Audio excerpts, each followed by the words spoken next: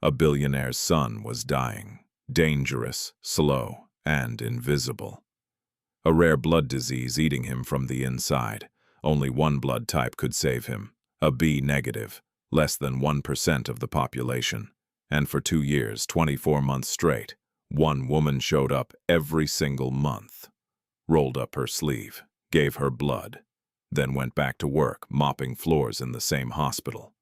3 floors below the child she was keeping alive. She had no idea whose veins her blood was flowing through. And he, a man worth $4.2 billion, a man who built an empire on saving children's lives with technology, had no idea that the only thing keeping his son breathing was a woman he walked past every single day without seeing. Then one night he found out. He found out everything. And the woman who'd been saving his child for 2 years was right there, on her knees, scrubbing someone else's blood off the hospital floor. What he did next would either change her life forever or prove that gratitude from the powerful always comes with a price. 2 years earlier, Amara had just finished a 12-hour night shift. Her feet ached in shoes that had been worn past the point of replacement 6 months ago. Her hands were dry and cracked from hospital-grade disinfectant, the kind that kills everything on your skin, including the skin itself. Her scrubs had faded from navy to something closer to gray. She smelled like bleach and floor wax and other people's pain. It was 7:15 in the morning. She should have gone home, should have crawled into bed in her small apartment, and slept until her next shift started. But instead, Amara turned left at the lobby, past the cafeteria, past the gift shop, down the hallway most people in this hospital didn't even know existed. She walked into the blood bank. The nurse at the desk looked up, smiled. She knew Amara by now, back again every month, like clockwork. Amara sat down in the donation chair, the way most people sit down at a coffee shop. Casual, routine. Like giving away a piece of yourself was just another Tuesday. The nurse tied the rubber band around Amara's arm and tapped for a vein. "You know," she said, while prepping the needle. "Your blood type is something special, a B negative. Less than 1% of people have it. We're always short on it, always. There's maybe a handful of regular donors in the whole city with your type, and most of them don't show up every month like you do." Amara watched the needle slide in, watched her blood, dark and warm, begin filling the bag. She didn't flinch. She never did. "Do you ever wonder who gets it?"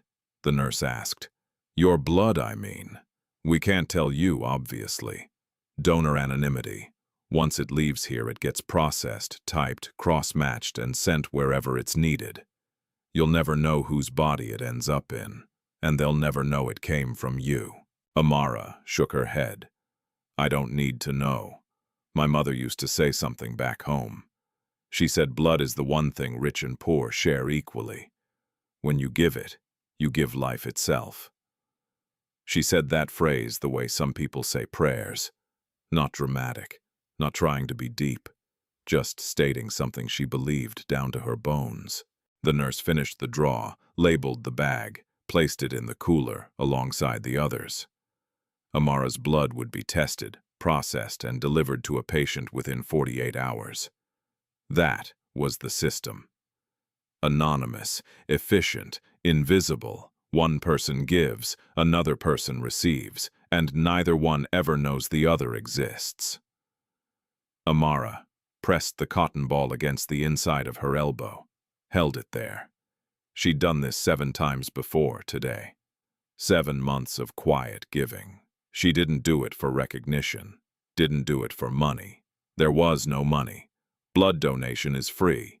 You give it, they take it, and the only payment is a cookie and a small cup of orange juice that Amara always accepted, because she'd learned a long time ago never to turn down free food. She sat in the recovery chair for the required 15 minutes, drank her juice, ate her cookie, and then she stood up, put her warm jacket back on, and walked out of the blood bank the same way she'd walked in, quietly, without anyone watching. She didn't know whose veins her blood would flow through. She didn't need to know. But if she had known, everything about her life would have been different. Stay with me, because the child receiving Amara's blood right now is someone whose name you will recognize. Amara worked the night shift at St. Jude Children's Memorial. 7 p.m. to 7 a.m., 5 nights a week. Sometimes 6 when she needed the overtime, which was most weeks. Her official title was Certified Nursing Assistant CNA, the lowest rung on the hospital ladder. She made $15.40 an hour. After taxes, that came to about $2,100 a month. In Chicago, where rent for a one-bedroom in a safe neighborhood costs more than that. Her job was simple, at least on paper. Change bed linens, empty bedpans, wipe down surfaces, take vital signs, help patients eat, help them to the bathroom, help them do the things that sickness stole from them. A CNA is the person who touches patients the most and gets paid the least. Doctors see patients for minutes, nurses see them for segments of their shift, but CNAs live in those rooms. They are the ones who hear the crying at 3 a.m., the ones who hold a child's hand when the parents have gone home to sleep, the ones who notice when something changes in a patient's breathing before any monitor picks it up. And they are invisible. Not metaphorically, literally invisible. Doctors walked past Amara every single night like she was furniture. Nurses gave her instructions without looking up from their charts. Patients, families sometimes spoke about her while she was standing right there as if she couldn't hear them. She was background noise, a body that mopped and lifted and wiped so that the important people could do their important work. Her supervisor, Marcus Webb, made sure she knew her place. Marcus ran the night custodial and CNA operations with the energy of a man who believed efficiency was a religion and compassion was a waste of billable minutes. "You're a CNA, Amara, not a therapist. Clean the room and move on." He'd said that to her 3 weeks ago when he caught her sitting with a 6-year-old who couldn't sleep. The child had been crying. Amara had been telling her a story about a bird that flew across the ocean. Marcus had written her up. "You have 14 rooms to turn over tonight," he'd said, not looking at her. "I don't care if the kid is crying. That's what nurses are for. You are here to clean. Do your job, or I'll find someone who will." Amara hadn't argued. She'd learned a long time ago that arguing with people who had power over your paycheck was a luxury she couldn't afford. Not when her mother needed her. Denise Osse was 67 years old, and she was dying slowly. Chronic kidney disease, stage 4. She needed dialysis 3 times a week. Even with insurance, which Amara had barely managed to get through the hospital, the out-of-pocket costs were crushing. Copays, medications, transportation to the dialysis center, the special diet Denise needed but couldn't always afford. It added up to about $3,000 a month. Money Amara didn't have. Money she made anyway somehow by picking up every extra shift, by eating 1 meal a day, by wearing shoes until the soles came apart. She never told anyone at work about her mother, never complained, never asked for help. She just showed up, did her job, gave her blood once a month, and went home. Every morning at 7:30, Amara walked out of the hospital and headed for the bus stop 2 blocks east. And every morning, she passed the same billboard on Michigan Avenue. A massive ad for a company called Lumedicor AI. The tagline read, "Saving children's lives with the power of AI." Beneath it, a smiling child. Beneath that, a logo worth billions. Amara walked past that billboard every single day without a second glance. She didn't know who owned Lumedicor AI. She didn't know that the company's founder had a son in the very hospital she'd just left. And she certainly didn't know that the child on the 7th floor, the one hooked up to blood transfusion bags once a month, was alive because of what flowed out of her veins every 30 days. She just walked, head down, jacket pulled tight. Another invisible woman heading home in a city that had never once asked her name. 3 floors above where Amara gave her blood every month, a different world existed. A world that smelled like fresh flowers instead of disinfectant. A world where the hospital rooms had leather recliners and imported Italian linen and a view of Lake Michigan that most Chicagoans would never see from that angle. This was the VIP pediatric wing, and in room 714, a 4-year-old boy named Elijah Fairfax was watching cartoons at 2 o'clock in the afternoon, while a bag of dark red blood dripped slowly into his tiny arm. His father sat beside him. Julian Fairfax, 46 years old, founder and CEO of Lumedicor AI, a company valued at $4.2 billion that used artificial intelligence to diagnose rare diseases in children across 47 countries. Julian's face had been on the cover of Forbes twice. He'd spoken at Davos. He'd shaken hands with 3 different presidents. His technology had identified early-stage leukemia in over 12,000 children who would have otherwise been diagnosed too late. And his own son was dying. Elijah had autoimmune hemolytic anemia, AIHA, a condition where the body turns against itself. The immune system, which is supposed to protect you, starts attacking your own red blood cells, destroying them, eating them alive from the inside. Without regular blood transfusions, Elijah's body couldn't carry enough oxygen. His organs would start to fail, slowly at first, then all at once. The transfusions were the only thing keeping him alive. 1 bag of AB-negative blood every month, matched to his exact type. Without it, his hemoglobin would drop to dangerous levels within weeks. Julian watched the blood drip, watched it enter his son's arm, watched the color slowly return to Elijah's face. And he felt the same thing he felt every single month in this room. Rage. Not at anyone, not at anything he could fight. Just rage at the universe for giving him the power to save other people's children, but not his own. Dr. Lorraine Mbeki walked in. She was the head of pediatric hematology, South African, brilliant, calm in the way that only doctors who've seen the worst can be calm. "How's he responding today?" Julian asked without looking away from the IV drip. "Well, his numbers should stabilize within 24 hours, the same as last month." Dr. Mbeki checked the monitors, adjusted a setting, made a note in her chart. Julian leaned forward. "How is it possible that I can fund a company that diagnoses diseases in 47 countries, but I can't find a reliable blood donor for my own son?" Dr. Mbeki looked at him, not with pity, with patience. "Because blood doesn't care about net worth, Mr. Fairfax. It only cares about compatibility. A B negative is the rarest type, less than 1% of the population. We can't manufacture it, we can't synthesize it, and we can't force people to donate it. All we can do is hope that the right person shows up." Julian stared at the blood bag. Someone else's blood. A stranger's blood. The only thing between his son and a slow death. And he didn't even know who it belonged to. "Who donates this?" he asked. "Is it the same person every time, doctor?" Mbeki paused. "Donor information is confidential, Mr. Fairfax. You know that. The blood bank operates on strict anonymity. It protects the donor from outside pressure, and it protects the integrity of the system." "I'm not asking to pressure anyone. I want to thank them. I want to make sure they keep coming back. I want to know that my son's life doesn't depend on some anonymous stranger deciding to skip a month." Dr. Mbeki set down her chart.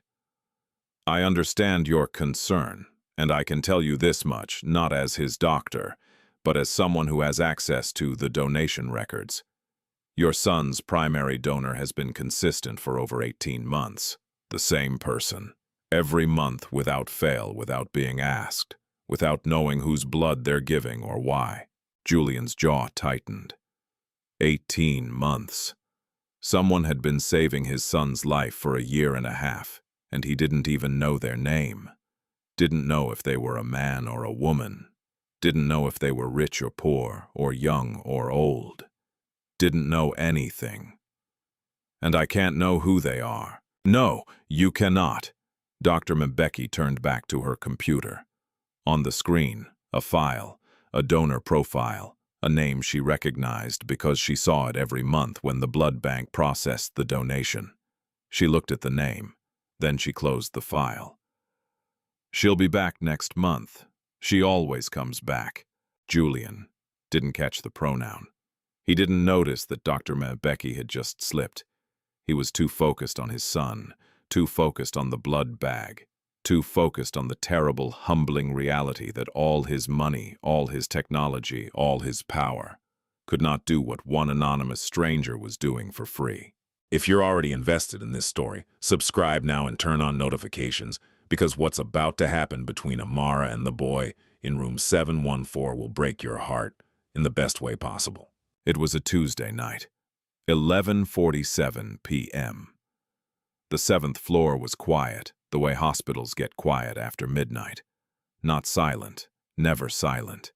There's always the hum of machines, the soft beep of monitors, the distant sound of someone's TV, left on too low to hear the words, but loud enough to know it's there. Amara pushed her cleaning cart down the hallway. Room by room, wipe, mop, check the trash, restock the hand sanitizer, move on. She'd done this 1,000 times. She could do it with her eyes closed. Room 714 was next on her list. The VIP room. She knocked softly. No answer. She pushed the door open. The room was dark except for the blue glow of the heart monitor and a small nightlight shaped like a rocket ship. In the bed, a small boy sat upright against 2 pillows, wide awake, eyes big and dark and frightened. "Hey there!" Amara kept her voice low. "You okay, sweetheart?" The boy looked at her, studied her face. He was tiny for 4, thin in the way sick children are thin, not from hunger, but from the disease that was slowly stealing his body's ability to make the blood it needed. "I can't sleep," he whispered. "It's too dark and the beeping is scary." Amara looked at the door. She had 13 more rooms to clean tonight. Marcus would check her progress at 1 a.m. She was already behind schedule. She should have moved on. Instead, she parked her cart in the hallway, walked back into the room, and sat down in the chair next to his bed. "What's your name?" she asked. "Elijah." "Well, Elijah, I'm Amara. And I'll tell you what. How about I stay for a few minutes, just until you feel sleepy? Would that be okay?" He nodded, small, grateful. Amara told him about the ocean in Ghana, about how the waves sound different there than they do in Lake Michigan, about the fishermen who go out before sunrise and come back with nets full of silver, about her grandmother who used to say the ocean remembers every person who's ever been kind to it. Elijah listened.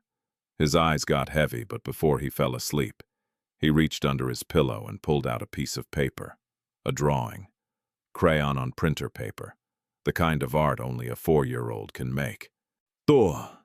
"This is the blood lady," he said, holding it up for Amara to see. She looked at it. A stick figure, brown skin, big hands holding a red heart. "The blood lady?" Amara asked. "She comes every month." Elijah pointed to the IV pole next to his bed, where the empty blood bag from his last transfusion still hung. "I don't know who she is, but my daddy says someone gives me their blood so I can be strong. I call her the blood lady. She makes me feel better." Amara felt something shift in her chest, something warm, something painful. "Do you think the blood lady knows she's saving me?" Elijah asked, his voice getting softer as sleep pulled him closer. Amara looked at this child, this tiny brave boy with his crayon drawings, and his rocket ship nightlight, and his body that was fighting a war it couldn't win alone. "I'm sure she does, sweetheart, and I'm sure she's happy to do it." Elijah smiled, closed his eyes. Within a minute, he was asleep. Amara sat there for a moment longer, looking at the drawing, looking at the empty blood bag. She didn't connect them. How could she? She had no reason to. She was just a CNA, who cleaned rooms and gave blood separately in different parts of the same building, never knowing that those two acts were part of the same story. She tucked the blanket around Elijah's shoulders, set the drawing on his bedside table, and quietly pushed her cart back into the hallway. Amara had no idea that the child she was tucking in was the same child she'd been saving for 19 months.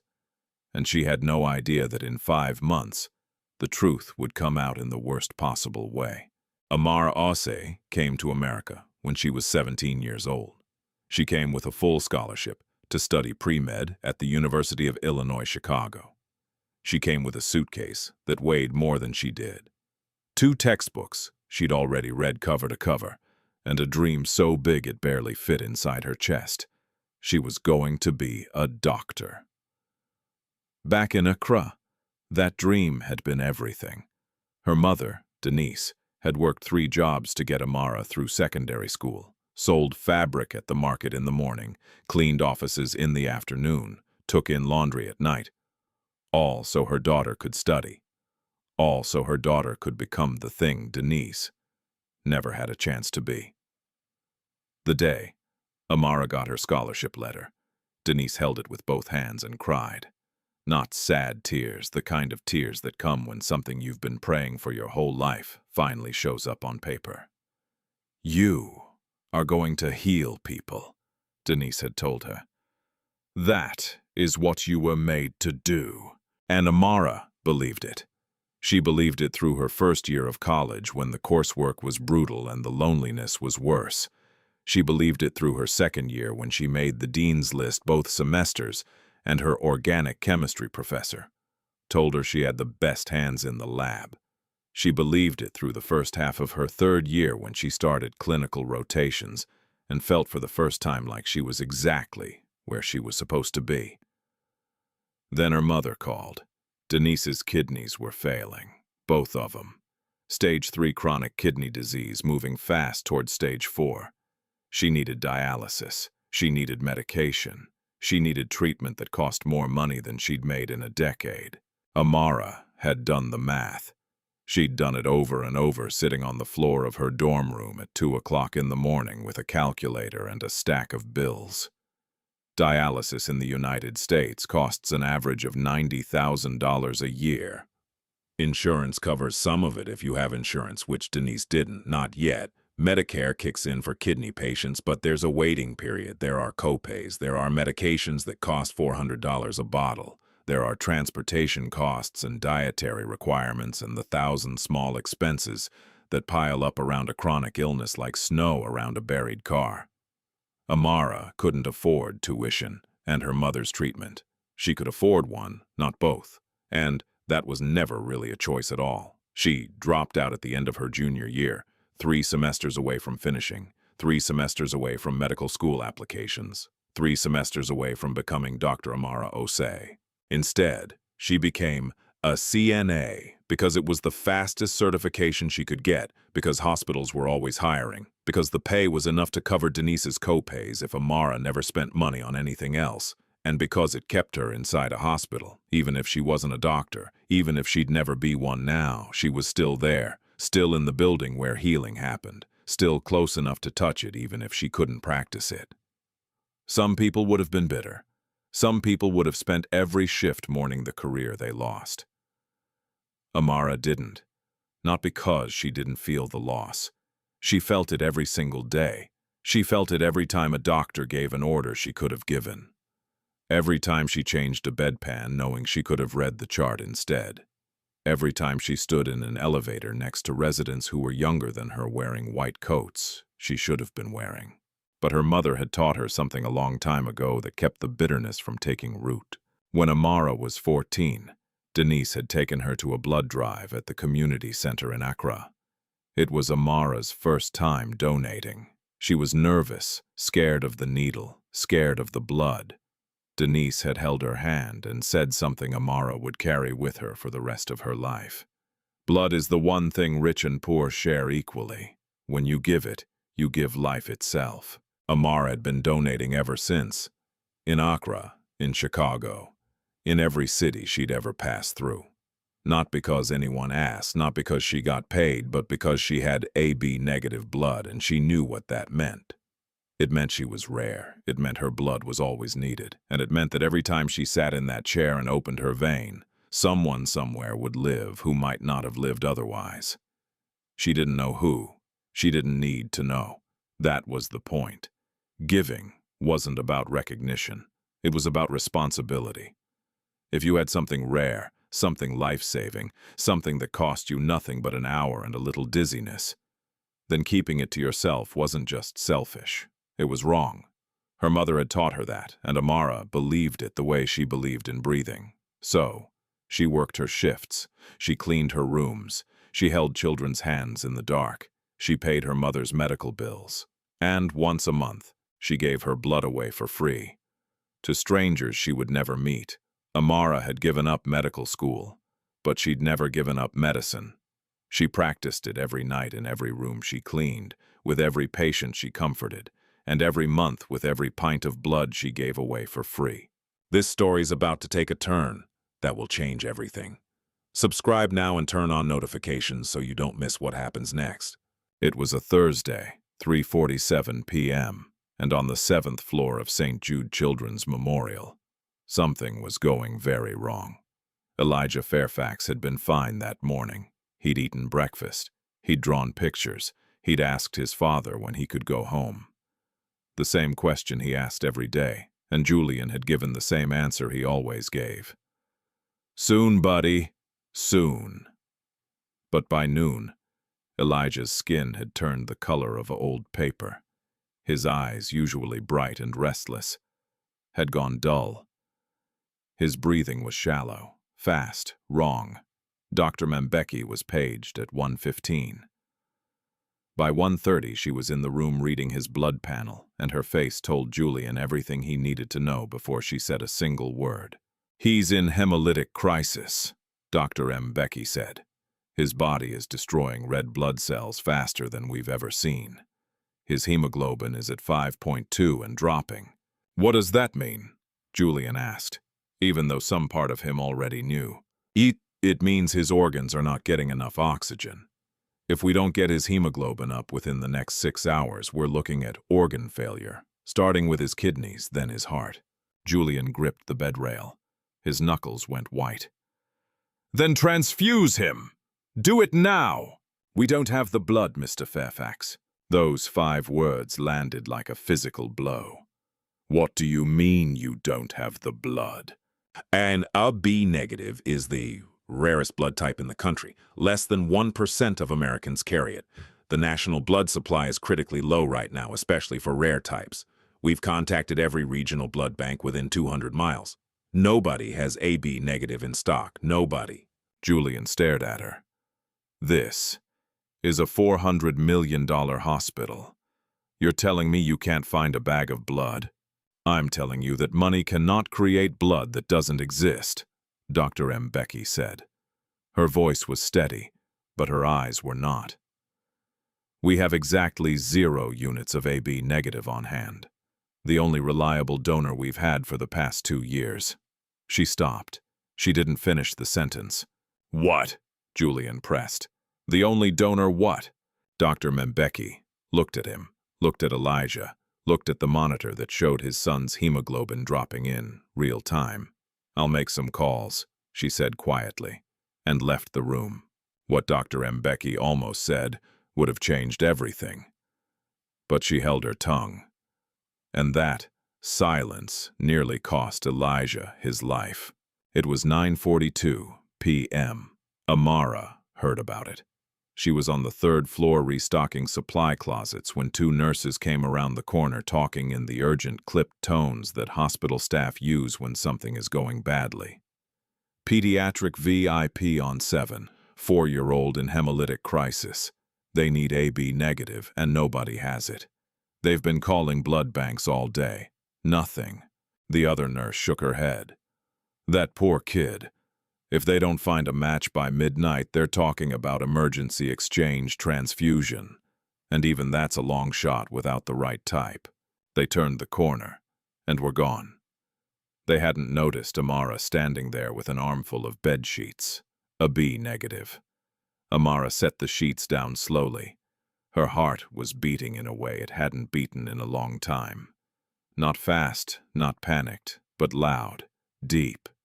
The way it beat when she knew something with absolute certainty. She had AB negative blood. She donated 3 weeks ago. The guidelines say you need to wait at least 8 weeks between donations. 56 days. She was at 21. Donating now would be early. Too early. Her iron levels might not have recovered. She could get dizzy. She could faint. In rare cases, donating too frequently can cause serious anemia, the kind that puts the donor in a hospital bed. Amara knew all of this. She'd been donating long enough to know the rules by heart. She also knew that somewhere above her, a child was dying, because nobody in this entire city had what she had. She walked to the blood bank, pushed open the door. The same nurse who always drew her blood looked up surprised. "Amara, you're not due for another 5 weeks. I know, I'm here because I heard you need AB negative. I have it. Take mine." The nurse shook her head. "I can't. You donated 3 weeks ago. Your hemoglobin might not be high enough. If I draw you now and your levels crash, I'm putting you at risk. There are protocols." "I know the rules," Amara said, and her voice was calm, steady. The voice of a woman who had made her decision before she walked through the door. "I also know that somewhere in this hospital, a child is dying because nobody has what I have. So take my blood. I'll deal with the consequences." The nurse hesitated, looked at her screen, looked at Amara. Then she paged Dr. Mbeki. Dr. Mbeki arrived 4 minutes later. She looked at Amara, and something shifted behind her eyes. Something heavy. Something she couldn't say because Dr. Mbeki knew. She knew exactly where this blood was going. She knew the name of the child. She knew the name of the father. And she knew that the woman standing in front of her in faded scrubs and worn shoes, offering her own blood at the cost of her own health, had been keeping that child alive for nearly 2 years without ever being told. She wanted to say it. She wanted to tell Amara everything. She wanted to say, "The boy you're saving is the same boy you told bedtime stories to last Tuesday.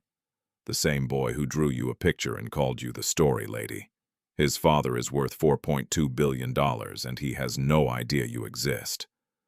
But the rules existed for a reason. Donor anonymity protected people like Amara from being pressured, manipulated, or exploited. And Dr. Mbeki had sworn an oath to uphold those rules even when every cell in her body screamed at her to break them. "You understand the risks?" Dr. Mbeki asked. "I understand them. And you want to proceed?" "I need to proceed. There's a difference." Dr. Mbeki looked at her for a long moment. Then she nodded, drew her a chair. The needle went in. Amara's blood, dark and warm and full of the antibodies that matched only one tiny boy, 3 floors above her, began filling the bag. She closed her eyes, felt the familiar pull, the slight lightheadedness that always came when she gave too soon, too much, too often. She didn't care. Her mother's words moved through her like a heartbeat. Blood is the one thing rich and poor share equally. When you give it, you give life itself. 3 floors below, room 714, Amara sat in a donation chair with her eyes closed and her arm extended, giving away the thing her body needed most. 3 floors above her, the blood bank called up to pediatrics. 1 unit of AB negative, fresh, available, ready. Dr. Mbeki carried the bag herself. She didn't trust a courier with this one. She walked it up the stairs because the elevator was too slow. She walked into room 714, where Julian Fairfax sat beside his son, holding the boy's small hand, his face gray with the kind of fear that money cannot fix. She hung the bag, connected the line, started the drip. Julian watched the blood enter his son's arm. Dark red, warm, somebody else's life flowing into his child. He didn't know whose. He just watched. Elijah's breathing slowed first, not in a bad way, in the way that happens when a body finally gets what it needs. His color started to shift, the waxy gray fading to something warmer, something alive. His fingers, which had been cold to the touch for hours, began to warm. Julian pressed his forehead against his son's hand. He didn't speak. He couldn't. The relief was so enormous, it had taken his language away. 3 floors below, Amara was lying in the recovery chair. The room was spinning slightly. Her arms felt heavy. The nurse had given her juice and crackers and strict instructions not to move for 30 minutes. She was dizzy, tired. Her body was telling her she'd given too much too soon. She lay there in the quiet of the blood bank, staring at the ceiling, listening to the hum of the refrigeration units that held the donations. She didn't know that her blood was at that very moment pulling a 4-year-old boy back from the edge. She didn't know that the boy's father was crying 3 floors above her head. She didn't know that the drawing of the blood lady was sitting on Elijah's bedside table, right next to the IV pole that held the bag with her name on it. She didn't know any of it. She just lay there, dizzy and tired, and quietly certain that she'd done the right thing. 2 people in the same building connected by blood, separated by 3 floors, and a wall of anonymity that was about to crack. The next morning, Julian Fairfax was in Dr. Mbecki's office before she'd even finished her coffee. "I need to know who the donor is." He said it like a man who was used to getting answers. Like a man who signed checks that built hospital wings. Like a man who had never been told no by anyone who wanted to keep their funding. Dr. Mbecki set her cup down. She didn't flinch. "You know I can't do that, Mr. Fairfax. My son almost died last night. He almost died because we ran out of blood. And you're telling me there's one person, one single person in this entire city who has been keeping him alive for 2 years, and I'm not allowed to know their name. That's exactly what I'm telling you." Julian stood up, paced to the window, paced back. He was a man who solved problems for a living, who built systems, who fixed things. And right now the thing he needed to fix was the gap between his son's survival and a name he wasn't allowed to hear. "There are laws around this," Dr. Mbecki continued. "Donor anonymity isn't a suggestion. It's a federal protection. It exists because without it, donors get pressured. They get harassed. They get guilt-tripped into giving more than their bodies can safely handle. The system works because donors trust that their privacy will be respected. If we break that trust, donors stop coming. And if donors stop coming, children like Elijah die." Julian turned to face her. "I'm not going to pressure anyone. I want to thank them. I want to make sure they're taken care of. I want to guarantee that my son has a reliable source of blood going forward." "And I understand that," Dr. Mbecki said, "but what you want doesn't override what they're entitled to. This person chose to donate anonymously. That means they chose not to be found. And respecting that choice is not optional. Not for you, not for me, not for anyone." Julian's jaw tightened. He pulled out his phone, opened his banking app, turned the screen toward Dr. Mbecki. $5 million right now, transferred to this hospital's general fund. All I need is a name. Dr. Mbecki looked at the screen, looked at the number. Then she looked at Julian with an expression that made something shift inside his chest. "And if I sell that name for $5 million, what does that make me? What does that make this hospital? A place where privacy is for sale, where the wealthy can buy access to anyone's personal information, as long as the check clears." She stood up. "Mr. Fairfax, I am deeply sympathetic to what you're going through. Your son is my patient and I care about him, but I will not sell a donor's identity. Not for $5 million. Not for $50 million. The day this hospital puts a price tag on someone's right to privacy is the day we stop being a hospital and start being a marketplace." Julian put his phone away. His hands were shaking, not from anger, from something worse, from the realization that for the first time in his adult life, there was something his money genuinely could not buy. He left without another word. Julian couldn't buy the answer, but he was about to stumble into it in a way that would shatter every assumption he'd ever made about who saves lives and who deserves to be saved. The same week Julian was trying to buy a name, Amara was sitting in a different doctor's office, getting news that would break her. Her mother's nephrologist was a kind man with tired eyes who delivered bad news the way all good doctors do. Gently, but without false hope. Denise's kidneys were done, both of them, stage 5, end-stage renal disease. Dialysis was no longer enough. She needed a transplant. Without one, the doctor said she had maybe 6 months, maybe less. Amara sat in the plastic chair and listened and didn't cry. Not yet. She saved that for later. The numbers hit her like a wall. A kidney transplant costs between $250,000 and $400,000. Insurance would cover a portion, but Denise's coverage had gaps, big ones.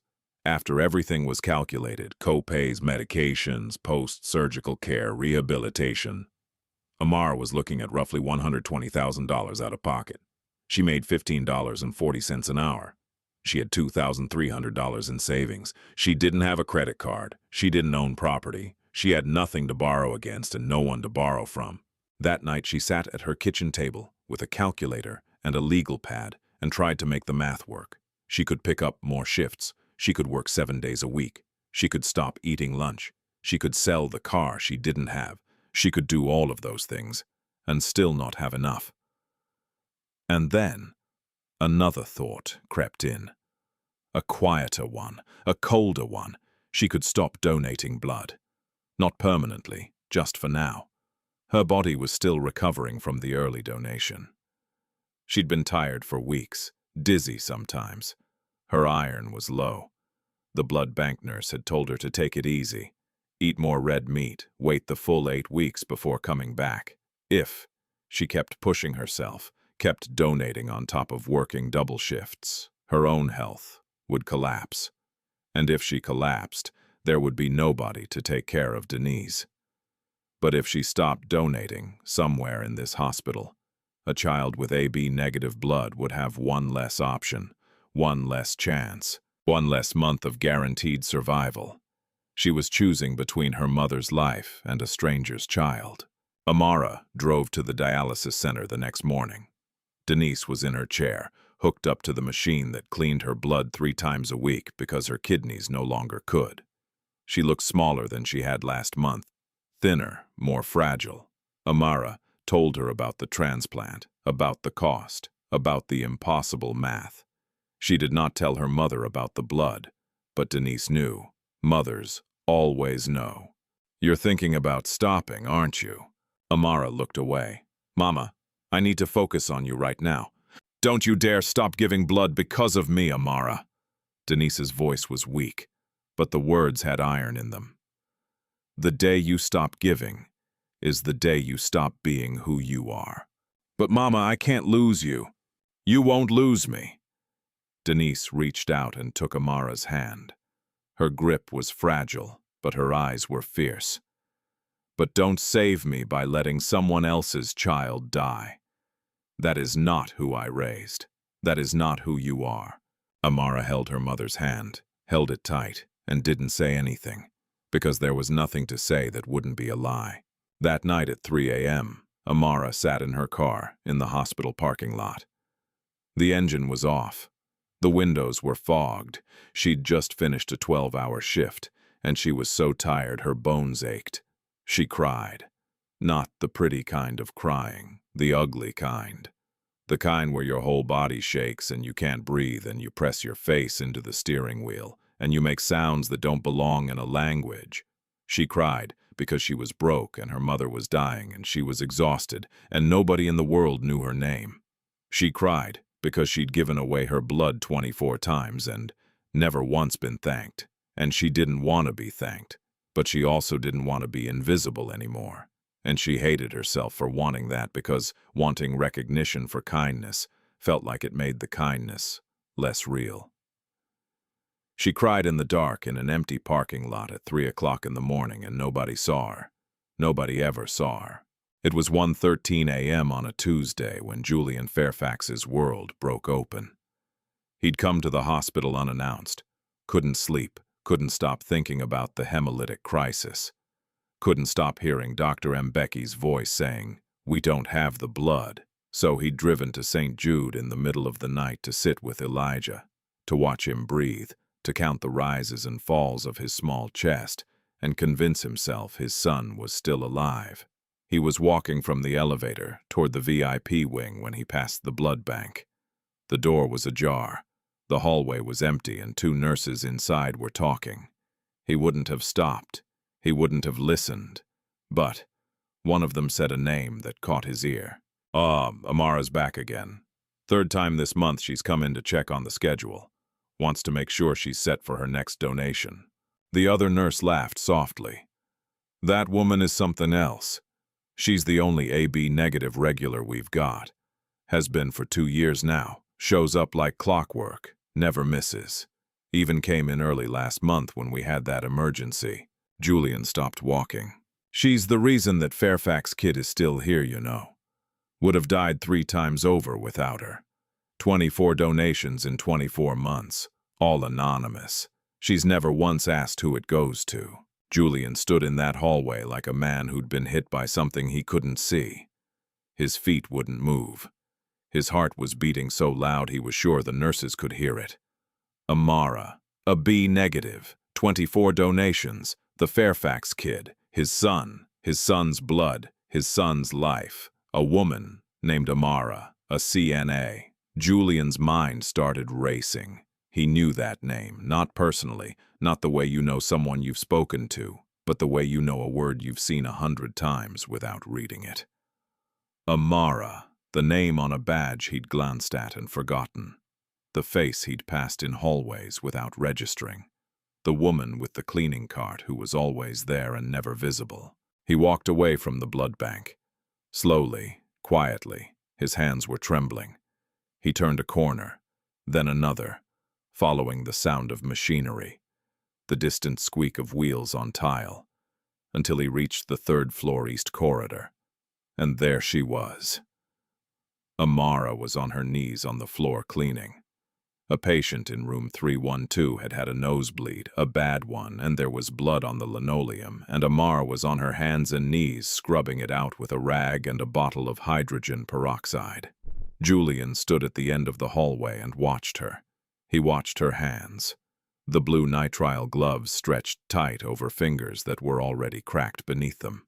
Her knees on the wet floor, her hair pulled back in a tight bun. Her scrubs faded from navy to something that didn't have a color anymore. She was focused entirely on the stain, moving methodically, carefully, the way someone works when they take pride in even the smallest task. She didn't know he was there, and Julian realized, standing in that empty hallway at midnight, that he had walked past this woman hundreds of times. Hundreds. He'd walked past her in the lobby, in the elevator, in the hallway outside his son's room. He'd looked through her the way you look through glass. She was background, she was furniture, she was nobody, and she was the reason his son was alive. He thought about what he'd said to Dr. Mbeki. I'll donate $5 million. $5 million for a name. And here was the name. Here was the person, on her knees, scrubbing blood off a hospital floor for $15 an hour, and she'd been giving away her own blood for free every month for 2 years to keep his child breathing. Julian Fairfax had built a company worth $4.2 billion on the promise of saving children's lives. His face had been on magazine covers. He'd been called a visionary, a disruptor, a genius. And his son was alive because of a woman he'd never bothered to see. He stood there for a long time. He didn't speak. He didn't approach her. He didn't do anything except stand there and watch and feel something open up inside his chest that he didn't have a word for. Something between shame and gratitude and awe, and the terrible, humbling realization that the most important person in his son's life had been invisible to him for 2 years. Then he turned around and he walked away. It wasn't the right time. He didn't have the right words. He didn't know what to say or how to say it or whether anything he could say would be enough. But everything had changed. Everything. Julian Fairfax knew the truth now. But knowing the truth and knowing what to do with it are very different things. And what he chose to do next would test whether gratitude from a billionaire is a gift or a trap. Julian didn't sleep that night. He went home to his penthouse overlooking the lake and sat in the dark and thought about a woman on her knees. The next morning, he called Dr. Mbeki. His voice was different this time, quieter, stripped of the urgency and the entitlement that had defined their last conversation. "I know who the donor is." Silence on the other end. "I didn't hack anything. I didn't bribe anyone. I overheard 2 nurses talking. They didn't know I was there. Her name is Amara. She's a CNA in your hospital." Dr. Mbeki exhaled slowly. "Mr. Fairfax, I need you to understand something. She doesn't know. She doesn't know it's your son. She doesn't know whose blood she's been giving. She comes in every month and donates and goes back to work and never asks a single question." "I know," Julian said. "I watched her last night. She was cleaning a floor." There was a long pause. Then Dr. Mbeki spoke, and her voice carried a weight Julian hadn't heard before. "There are things you should know about her. Things I can share because they're not medical records, and because, frankly, you need to understand who this woman is before you decide what to do next," she told him. Not the medical details, not the donor file, but the things anyone at the hospital could have told him if he'd ever bothered to ask. That Amara had been a pre-med student, that she'd dropped out in her 3rd year to pay for her mother's kidney treatment, that her mother was now in stage 5 renal failure and needed a transplant, that Amara worked double shifts to cover the dialysis co-pays, that she'd been donating blood since she was a teenager, that she'd donated early during the crisis, against medical advice, at risk to her own health, because she heard there was a child who needed AB negative, and she couldn't walk past that need without stopping. She didn't know it was Elijah, Dr. Mbeki said quietly. She just heard a child was in trouble. That's all she needed to hear. Julian sat in his office chair, a chair that cost $4,000, in a room with a view of the Chicago skyline, in a building that bore his name on the lobby wall. And he thought about a woman who earned less in a year than his chair cost. A woman who had given up her dream of being a doctor to save her mother. A woman who gave away her blood every month, even though it made her sick. A woman who cleaned the floors of the hospital where his son slept and never once mentioned that she was the reason that child was alive. He thought about his company, Lumeticore AI, saving children's lives with the power of AI. It was printed on business cards, it was on billboards, it was the tagline of a $4.2 billion empire built on the idea that technology could solve the problems of human health. But his son's health hadn't been solved by technology. His son's health had been maintained by a human being with a needle in her arm and a belief that you don't get to walk past someone who's dying if you have the power to help. Julian Fairfax had built a $4.2 billion empire on the idea that technology saves lives. But his son was alive because of a woman who earned $15 an hour and gave away her blood for free. It was 6:07 in the morning, Chicago in November, the kind of cold that finds the gaps in your clothing and settles into your bones. The sky was still dark. The parking lot lights cast long yellow pools on the asphalt. Amara walked out of the hospital the same way she always did. Head down, thin jacket pulled tight, bag over one shoulder, moving fast because the bus came at 6:20, and if she missed it, she'd have to wait 40 minutes for the next one. She didn't see the man leaning against the black car near the east exit. She wouldn't have recognized him if she had. Julian Fairfax was not someone whose face she'd ever had reason to learn. "Excuse me." Amara stopped, turned, looked at the man. Expensive coat, tired eyes, hands in his pockets. He didn't look dangerous. He looked lost. "Can I help you?" "Are you Amara? Amara Ose?" She felt something tighten in her chest. When strangers know your full name, it's rarely good news. Yes, who are you? Julian didn't answer the question. Not yet. Instead, he asked one. Why do you do it? Amara blinked. Do what? Donate blood! Every month for 2 years, why? The tightness in her chest turned to ice. How do you know about that?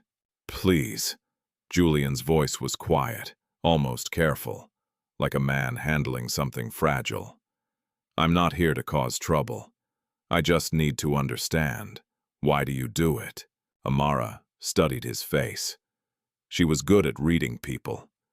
You learn that when you spend your nights caring for children who can't tell you what hurts. This man was not threatening. He was something else. He was barely holding himself together. Because I can, she said simply. I have a rare blood type, a B negative. There aren't many of us, and people die when the supply runs out, so I show up. That's all. That's all, Julian repeated. That's all. He was quiet for a moment. Steam from his breath rose and disappeared. My name is Julian Fairfax. I have a son named Elijah. He's 4 years old. He's been a patient at this hospital for over 2 years. He has a condition that destroys his red blood cells. Without regular transfusions, he dies, and the only blood type that matches his is AB negative. Amara felt the ground shift under her feet. Not physically, but something inside her moved, something she couldn't name yet. For 24 months, Julian continued, one person has been keeping my son alive. One donor, the same person every single month. Anonymous, consistent, never missed once. The hospital wouldn't tell me who. They couldn't. Donor confidentiality. He looked at her. It's you, Amara. You're the one. The parking lot was very quiet. A car passed on the street. Somewhere a bird called out in the dark. Amara stood perfectly still. Your son, she said. What room is he in? 714, 7th floor, VIP wing. The room with the rocket ship nightlight. She felt something crack open inside her chest. Not break, crack open. The way a seed cracks when something inside it starts to grow. Elijah, she whispered. You know him. I clean his room on the night shift. He can't sleep sometimes. I tell him stories. Julian's face changed. Something behind his eyes collapsed. He talks about a blood lady, Amara said, and her voice was shaking now. He calls the blood bag the blood lady. He drew me a picture once, a stick figure with brown skin and big hands holding a red heart. He said the blood lady comes every month and makes him feel better. She looked at Julian. Her eyes were wet. The blood lady. That's me. I'm the blood lady. Julian nodded. He couldn't speak. Amara pressed her hand against her mouth. She stood there in a hospital parking lot at 6 in the morning in a thin jacket in the freezing cold and felt 24 months of anonymous giving suddenly become real. Not a bag of blood in a cooler, not a number in a database, a child, a specific child, a boy with dark eyes and a rocket ship nightlight who couldn't sleep in the dark and called her the story lady and drew pictures of someone he'd never met who kept him alive. And that someone was her. Had always been her. I didn't save your son, Mr. Fairfax, Amara said through tears. I just gave blood. Anyone with AB negative could have done the same. But they didn't. Julian's voice broke. For 24 months, nobody else showed up. Only you. He stepped forward. And then Julian Fairfax, a man worth $4.2 billion, a man whose name was on buildings and magazine covers and the sides of hospital wings, did something that shocked Amara into silence. He knelt down, right there on the cold asphalt, in his expensive coat, on his knees. But he didn't kneel to say, "Thank you." I walked past you, he said. His voice was raw. 100 times.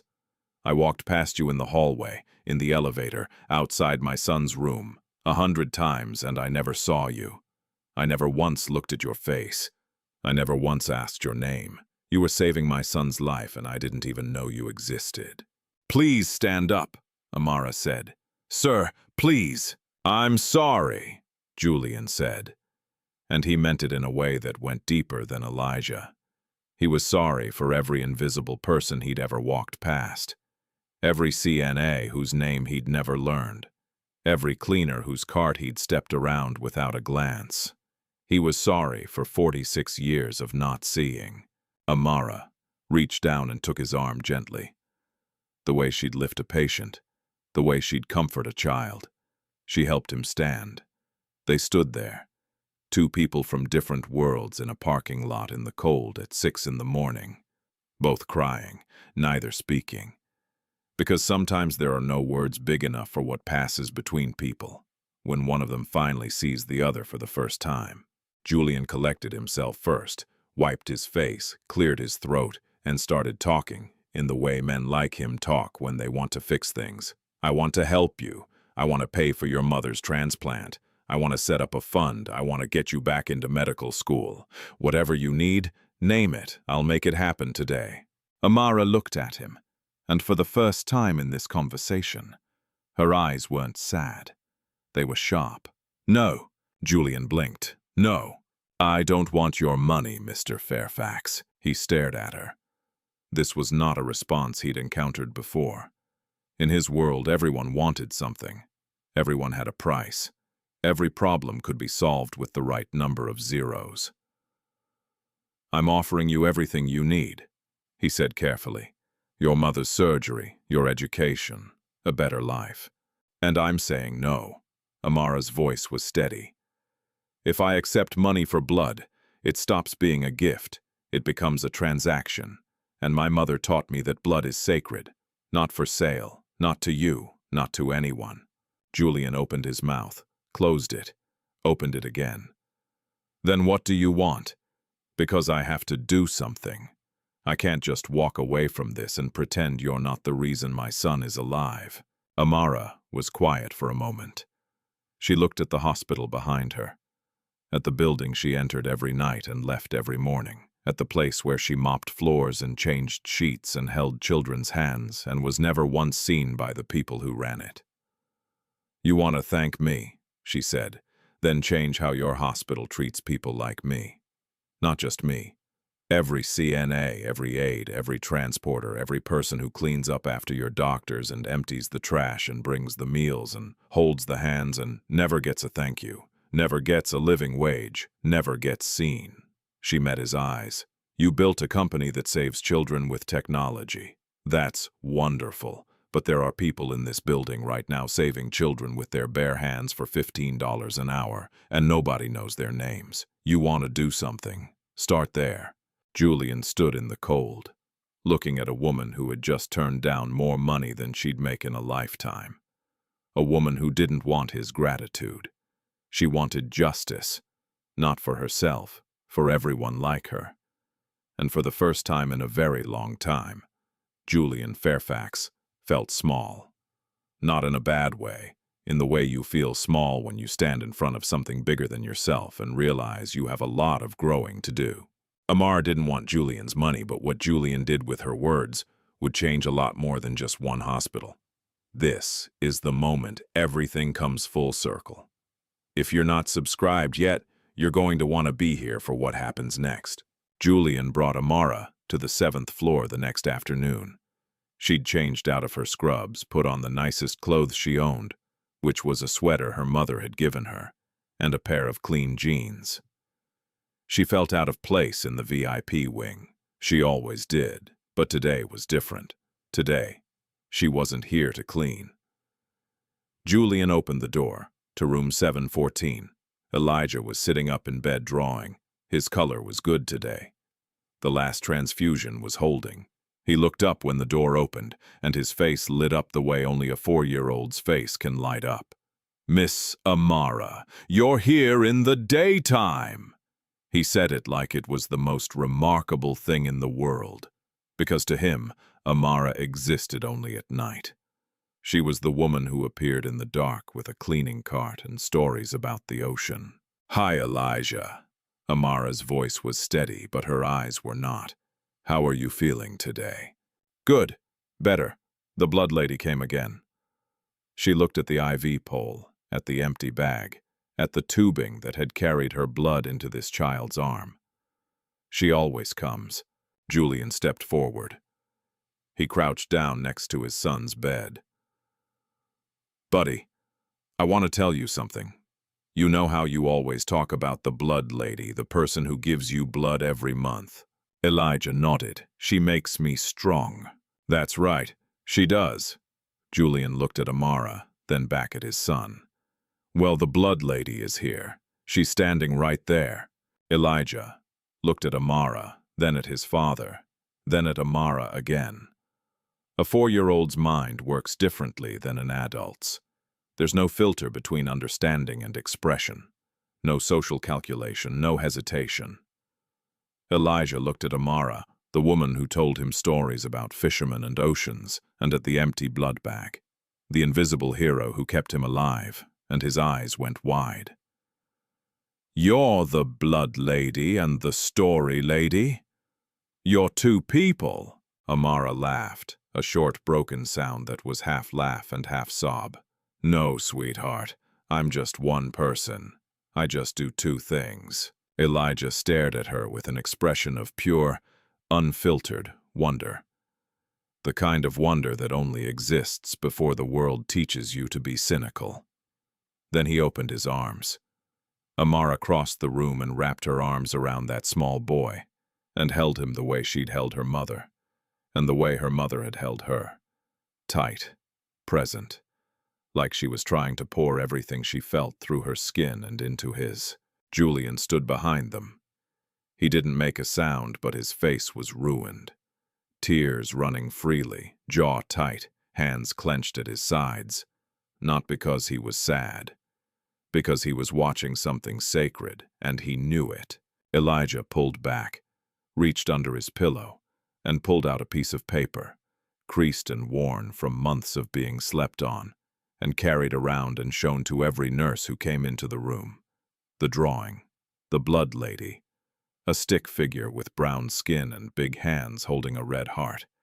He'd drawn Amara long before anyone knew who she was. A child had seen her before a billionaire ever did. "This is you," Elijah said, holding the drawing up to Amara. "I made it for you. I was saving it because I knew you'd come one day." Amara took the drawing, held it with both hands, looked at it through tears that wouldn't stop. A stick figure, crayon on printer paper, brown skin, big hands, a red heart. It was the most valuable thing anyone had ever given her. Julian Fairfax went home that night and couldn't sleep. Not because of worry this time, because of shame, and because of a sentence that kept playing in his head like a song he couldn't turn off. "Change how your hospital treats people like me." He'd built a $4.2 billion company on the idea that systems matter more than individuals. That if you fix the system, you fix the problem. Amara had just told him the same thing in a parking lot in the cold, for free. So he fixed the system. It took him 3 weeks. 3 weeks of meetings and phone calls and lawyers and accountants and conversations with the hospital board that ranged from polite to heated, to somewhere just short of threats. But Julian Fairfax was very good at getting things done when he decided something needed to happen. The first thing he did was fund the Invisible Heroes Initiative, a program designed specifically for CNAs, patient care aides, transporters, housekeeping staff, and every other frontline hospital worker who touched patients daily and made less than $20 an hour. The program had 3 components: a $4 per hour across-the-board raise for all support staff at St. Jude Children's Memorial, a professional development fund that covered certification courses, continuing education, and skills training, and an annual recognition ceremony where frontline workers were nominated by patients and families for the care they'd provided. Here's something most people don't know. The United States is facing a critical shortage of CNAs. There are roughly 1.4 million nursing assistants in the country, and the field has one of the highest turnover rates of any profession. About 45% of CNAs leave their jobs within the first year. Not because they don't care, because they can't afford to stay. The average CNA earns between $14 and $17 an hour. In cities like Chicago, that's poverty wages. You can work full-time as a CNA and still qualify for food stamps. You can wipe down patients and change bedpans and monitor vital signs and hold a dying person's hand at 3 o'clock in the morning and still not be able to afford your own health insurance.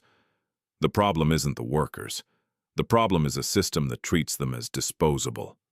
Julian understood that now in a way he hadn't before, because Amara hadn't asked him to fix her life. She'd asked him to fix the world she lived in. The second thing Julian did was create the Denise O'Shea Medical Scholarship, named after Amara's mother. Funded with an initial endowment of $10 million, the scholarship was open to any frontline healthcare worker, CNA, aide, transporter, technician, anyone who worked in a hospital in a support role and wanted to pursue medical education. Full tuition, full stipend, no strings attached. Julian hadn't told Amara about the name. He'd chosen it without asking, because some things you don't need permission to honor. The third thing he did was the biggest. He redirected a portion of Lumedicore AI's research budget toward building a national rare blood type registry, a digital platform that would connect rare blood donors with patients who needed them. Real-time matching, automated alerts, a system that made sure no hospital would ever run out of AB negative or B negative or any other rare type because they didn't know who had it. The technology that had built Julian's empire was finally being used to solve the problem that had almost killed his son.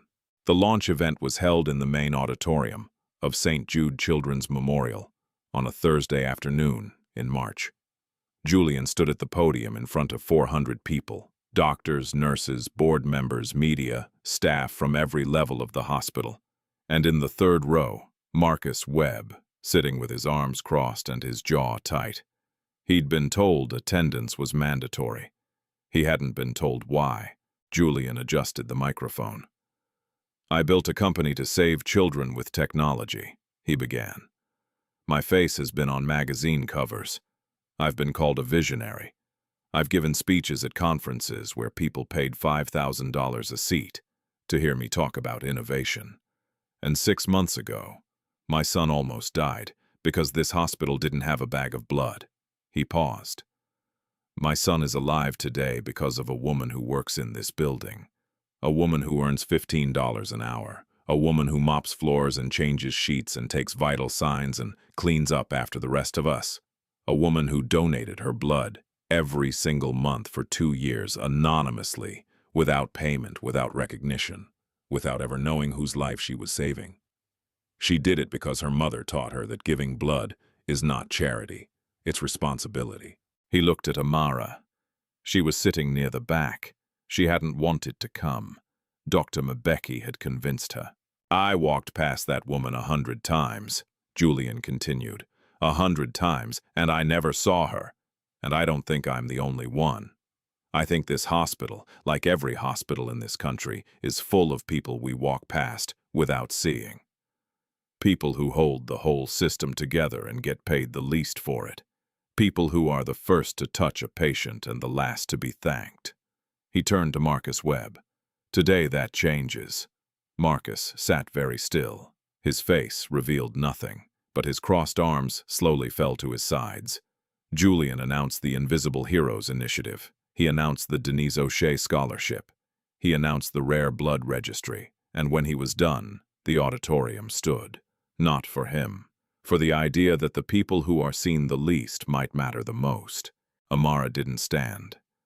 She sat in her chair in the back row and wept quietly. Not because she was being honored, because her mother's name was on a scholarship. Because the words she'd spoken in a parking lot at 6 in the morning had turned into something real. Because for the first time in her life, someone with power had listened to someone without it. 1 year later, Amara walked into a lecture hall at the University of Illinois Chicago School of Medicine. She was 35 years old. She was carrying a backpack that still had a hospital ID clipped to the front pocket. She was wearing the same shoes she'd worn on the night shift, because she hadn't had time to buy new ones. and she was surrounded by 22-year-olds who had never mopped a floor or drawn blood from their own arm or sat with a dying child at 3 in the morning. She sat down in the third row, opened her notebook, looked at the whiteboard where the professor had written the first lesson of the semester. It felt like a dream, the kind you don't believe even while you're living it. The Denise O'Shea Scholarship covered everything: tuition, books, a monthly stipend. Amara had applied without knowing who funded it. The letter had come from the hospital's education office, formal, official, no mention of Julian Fairfax. She'd read it 3 times before she believed it. And there was something else. Her mother was alive. Denise had received a kidney transplant 4 months ago. The donor was anonymous. The costs had been covered through a hospital charity fund that Amara had never heard of before. Dr. Mbeki had helped coordinate the paperwork. Everything had been clean, official, no strings, no names, Amara suspected. She couldn't prove it, but she knew how anonymity worked better than most. She'd spent 2 years giving anonymously. And now for the first time she was on the other side of that wall, receiving without knowing, grateful without a name to direct the gratitude toward. The symmetry was not lost on her. She sat in that lecture hall surrounded by students, young enough to be the children she'd cared for, and she looked at her hands. The same hands, the ones that had scrubbed hospital floors, the ones that had held the arms of sick children in the dark, the ones that had opened their veins 24 times so a stranger's blood could keep a small boy alive. Those hands were holding a medical textbook now. The same hands, different purpose, same person. Her mother's voice moved through her, quiet and steady, the way it always did when Amara needed to remember who she was. Blood is the one thing rich and poor share equally. When you give it, you give life itself. Amara picked up her pen and she began to write. 4 years later, on a bright Saturday morning in June, Amara Ossie walked across the stage. She was 39 years old. She wore a black gown and a hood trimmed in green, the color of the medical school. Her name was called by the dean of the University of Illinois Chicago College of Medicine, and when she stood, the audience erupted. Not the polite applause that greets every graduate, something louder, something that came from the gut. Because the people in that auditorium knew her story. Not all of them, but enough. The classmates who'd studied with her, the professors who'd watched her outperform students a decade younger, the hospital staff who'd come to see one of their own, cross the line from the lowest rung to the highest. She walked to the podium, received her degree, Doctor of Medicine, specialization in pediatric hematology, the study of blood diseases in children, the exact field that had defined Elijah's life and in a way she couldn't have predicted, her own. She turned to face the audience. In the 5th row, Elijah Fairfax sat between his father and Denise O'Shea. Elijah was 11 now, tall for his age, healthy. His AIHA had gone into sustained remission 18 months ago thanks to a combination therapy developed by Lumedicor AI's research division. Informed in part by clinical observations, Amara had contributed during her residency rotations. The disease that had nearly killed him had become the bridge that connected his treatment to her training. Denise sat in a wheelchair. She was 74 now, thin, but her eyes were bright and her back was straight, and she was wearing the same gold earrings she'd worn the day she first took Amara to donate blood in Accra. Julian sat with his hands folded in his lap. He wasn't crying yet.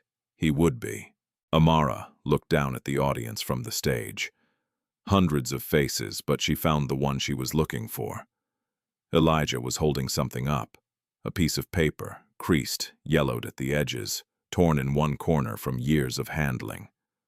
The drawing, the blood lady, a stick figure with brown skin and big hands holding a red heart.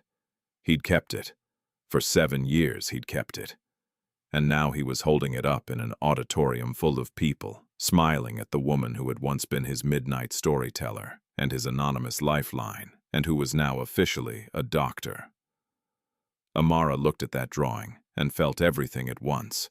Every night shift, every pint of blood, every floor she'd mopped, every time she'd been looked through like glass, every time she'd sat with a scared child in the dark and told stories about oceans and fishermen and kindness. It all came down to this: a piece of paper in a boy's hand. She didn't speak. She didn't need to. She looked at her hands, the same hands that had mopped floors and donated blood and comforted a scared little boy in the dark. Now they would hold a stethoscope, but they would never forget where they'd been. Thank you for following Amara's incredible journey from invisible CNA to the doctor who helped save the boy she'd been saving all along. If this story moved you, if it made you think differently about the people you walk past every day, please subscribe to this channel and share this video with someone who needs to hear it. Here's the truth. There are people in your life right now who are giving everything they have and getting nothing in return. People who show up every day, do the hardest work, and never get seen. They're in your hospitals, your schools, your offices, your neighborhoods. They're mopping floors and driving buses and stocking shelves and caring for your parents and your children. And most of us walk right past them. Amara's mother used to say something that I want you to carry with you.